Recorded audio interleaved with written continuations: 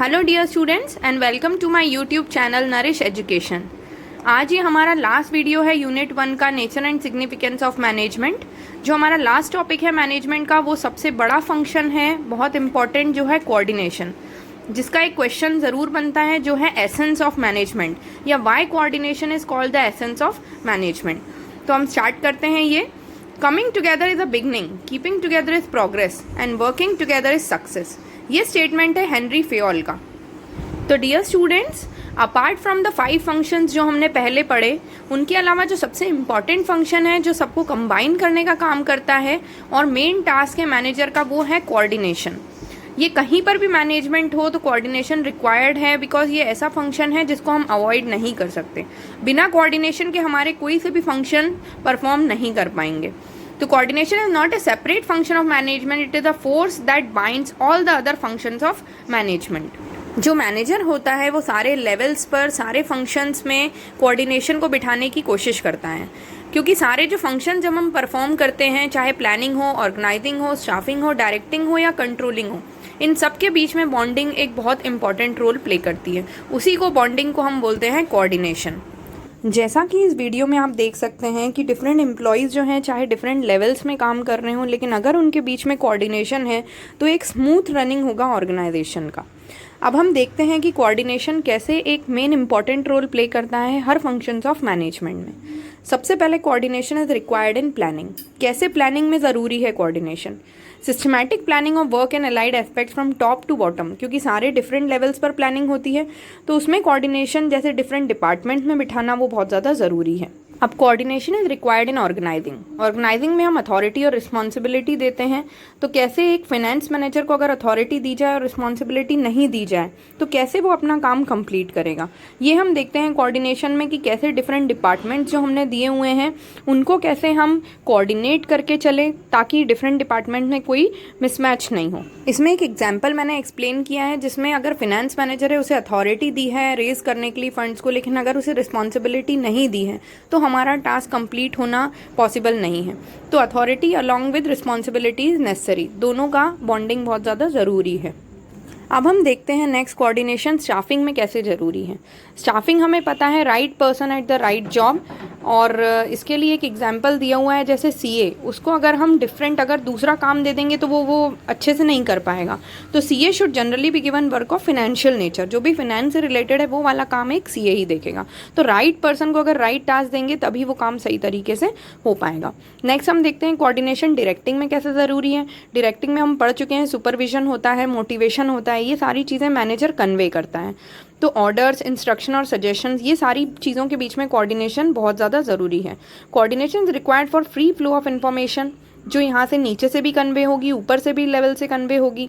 एक लीडरशिप होना चाहिए, सुटेबल इंसेंटिव्स होना चाहिए अगर अच्छे परफॉर्मेंस दे रहे हैं। जैसे इसका एग्जांपल है, मैनेजर अगर इंस्ट्रक्ट कर रहा है सबऑर्डिनेट को, मोटिवेट कर रहा है, motivate them and also supervises their work. तो इन सब के बीच में एक कोऑर्डिनेशन होना बहुत ज़्यादा ज़रूरी है। अब हम देखते हैं कोऑर्डिनेशन एंड कंट्रोलिंग। तो कोऑर्डिनेशन बिटवीन प्लान्ड स्टैंडर्ड्स, हमने देखा कंट्रोलिंग क्या होता है, हमारी जो प्लान्ड स्टैंडर्ड्स हैं उनका हम देखते हैं कितना डिफरेंस है एक्चुअल परफॉर्मेंस से।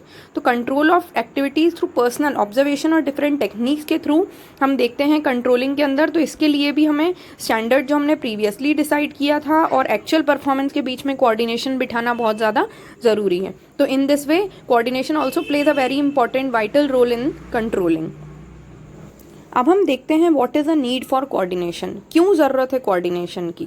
क्योंकि सबसे पहले ग्रोथ इन साइज, जैसे जैसे ऑर्गेनाइजेशन ग्रो होती है साइज में, number of people in the organization भी इंक्रीज होते हैं। इससे उनका वर्क जो है वो ओवरलैप हो सकता है। तो इसीलिए यूनिटी ऑफ एक्शन के लिए हमें डिफरेंट एफर्ट्स और एक्टिविटीज़ को कंबाइन करने के लिए कोऑर्डिनेशन बहुत ज़्यादा ज़रूरी है। नेक्स्ट जो पॉइंट आता है वो आता है फंक्शनल डिफरेंशिएशन। आपको पता होगा कि जब हम मिडिल लेवल पर काम करते हैं या मिडिल लेवल मैनेजर्स होते हैं तो डिफरेंट डिपार्टमेंट्स भी होते हैं। तो आपस में जो डिफरेंट फंक्शंस परफॉर्म कर रहे हैं डिपार्टमेंट, उनके बीच में बॉन्डिंग भी बिठाना ज़रूरी है। अगर एक कंप्लीट नहीं करके देगा दूसरे को तो दूसरा कंप्लीट ही नहीं कर सकता। जैसे एक एग्जांपल है उसको एक्सप्लेन करने के लिए कि द मार्केटिंग डिपार्टमेंट्स ऑब्जेक्टिव में be to increase sale by 10% by offering discounts, but the financial department may not approve such discount, क्योंकि कहीं ना कहीं ये उनके लॉस हो जाएगा रेवेन्यू का। तो इसीलिए दोनों के बीच में जब दोनों एक ही एफर्ट की तरफ जाएंगे या एक ही डायरेक्शन की तरफ जाएंगे तब हमारा गोल अकम्प्लिश करना ईजी हो जाएगा। नेक्स्ट आता है स्पेशलाइजेशन। ये भी बहुत कुछ सिमिलर पॉइंट है। जैसे मॉडर्न ऑर्गेनाइजेशन होता है उसमें हाई डिग्री ऑफ स्पेशलाइजेशन होता है, जो डिफरेंट कॉम्प्लेक्सिटीज़ हैं, क्योंकि मॉडर्न टेक्नोलॉजी में नई नई टेक्नोलॉजी आई हैं, टास्क डिफर हुए हैं, इस कारण से एक स्पेशलाइज्ड डिपार्टमेंट बना देते हैं कि ताकि जो बहुत ईजी पड़े ऑर्गेनाइजेशन को। तो ये स्पेशलिस्ट के बीच में और जो दूसरे मेंबर्स हैं ऑर्गेनाइजेशन में उनके बीच में कोऑर्डिनेशन बिठाना बहुत ज़्यादा ज़रूरी है, अदरवाइज़ वहाँ कहीं ना कहीं कन्फ्लिक्ट राइज होगा। तो जो स्पेशलाइज पीपल हैं उन्हें भी ये बताना कि हमारा ऑब्जेक्टिव सेम है, एम सेम है ऑर्गेनाइजेशन का, और जो डिफरेंट मेंबर्स हैं उन्हें भी ये रियलाइज़ कराना कि उनके साथ ही, स्पेशलिस्ट के साथ ही हम हमारा जो गोल है वो ईजिली अकम्प्लिश कर सकते हैं, तभी हमारा ऑर्गेनाइजेशन स्मूथ रनिंग हो पाएगा।